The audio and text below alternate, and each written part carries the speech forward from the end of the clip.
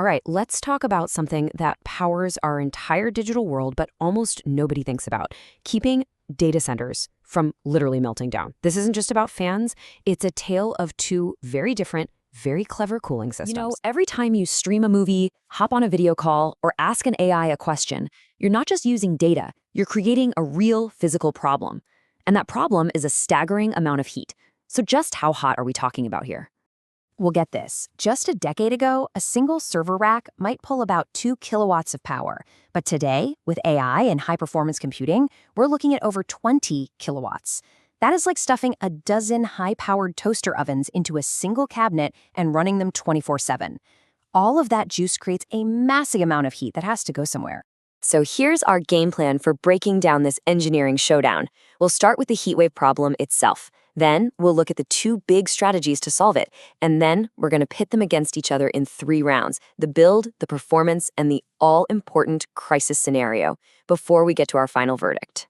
Okay, first things first, let's dive into the problem: the data center heat wave. To really get why the modern solutions are so important, you've got to understand how we got here, from total chaos to a much more clever design. The old way was, well, kind of nuts. You just blast a ton of cold air into a room and basically hope for the best. It was like trying to cool your house by just leaving the freezer door open. So the industry got smarter and came up with the hot aisle/cold aisle layout, which was a huge step forward in just organizing the airflow. But there was a catch. Hot air is sneaky. It would just creep right back over the tops of the server racks and mix in with the cold air. This created these nasty little hot spots that could damage equipment, and it wasted a ton of energy. Something better was needed.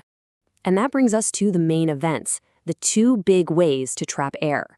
So let's meet our contenders: cold aisle containment and hot aisle containment, and see how they attack the exact same problem from 2 totally different angles. So what exactly is airflow containment? The idea is actually super simple, but it's a total game changer. You just use physical barriers, we're talking doors, panels, even heavy-duty curtains, to build a wall between the cold air going in and the hot air coming out. No more mixing, no more waste. And this is where you see the 2 different philosophies clash. Cold Aisle Containment, or CAC, basically says, let's build a sealed tunnel for the cold air and protect it. Meanwhile, Hot Aisle Containment, or HAC, says, forget the cold air for a second. Let's just capture the enemy, the hot exhaust, the second it leaves the server, and get it out of here. Okay, ding ding, round 1, the build. We're looking at cost and how complicated these things are to install. Which system gets you up and running faster and for less money? In this corner, we've got CAC, and it's known as the retrofit champion. If you've got a data center that's already built, this is often your go-to. It's built below all the complicated ceiling stuff like pipes and fire suppression systems. That means it's cheaper, it's faster, and you can often get your money back in less than 2 years. And the numbers on this slide don't lie. Just look at that. The initial cost for CAC is pretty much half of what you'd pay for HAC. If you're talking about a big facility, that's a massive difference. So round 1, pretty clearly it goes to cold aisle containment. But hold on, initial cost isn't the whole story. Let's move on to round 2, the engine. Now we're looking at which system actually performs better, saves more energy in the long run, and can handle the monster servers of the future. Both systems are great at cutting energy use, which is measured by something called PUE. But HACS has a secret weapon. Because it's capturing much hotter air right at the source, it lets the big air conditioning units run way more efficiently. This also lets you use something called free cooling more often, which is basically just using cool outside air instead of your power-guzzling chillers. And this right here, this is the killer feature for the age of AI. HAC has a physical limit, right? You can only force so much cold air through a floor tile. It really starts to choke when you get to those 20 kilowatt racks. HAC, on the other hand, was born for this. It can handle racks pulling over 50 kilowatts without breaking a sweat. That makes it pretty much the only real choice for cutting-edge AI. Round 2 goes to hot aisle containment big time. So we're all tied up 1-1. Now for the final and maybe the most dramatic round, the crisis. The power grid fails. The air conditioners go dead silent. Which system is going to keep your business alive? I want you to just picture this nightmare scenario. The main power gets cut. All the massive cooling systems instantly die. But the servers? Oh, they just flip over to battery power and keep on churning out a tidal wave of heat.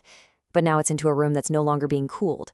The clock is ticking, and it is ticking fast. And this brings us to what might be the single most important metric for survival: thermal ride-through. Think of it as the doomsday clock for your data center. It's that precious, terrifyingly short window of time you have before your servers get too hot and shut themselves down to avoid being fried, taking your entire operation offline with them. And folks, this is the knockout blow. With CAC, that tiny little pocket of cold air you've contained, it's gone in seconds. You have maybe 1 to 2 minutes before catastrophic failure. But with HAC, the entire room is your reservoir of cold air.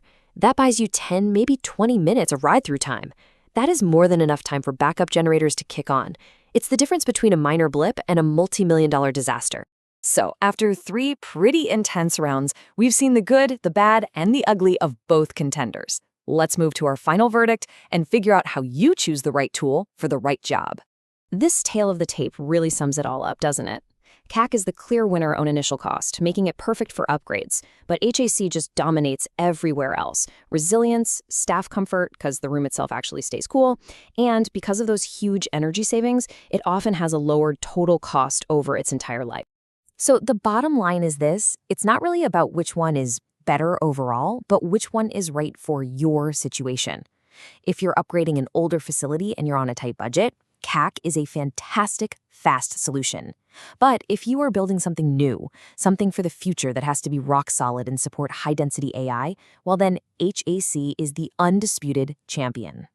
And really, the choice between these two systems, it kind of boils down to a bigger question for all of us in tech. As we build out this incredible infrastructure that's going to power the future of AI, what do we value more? Saving a buck on day one, or building in the mission-critical resilience we're going to need for tomorrow?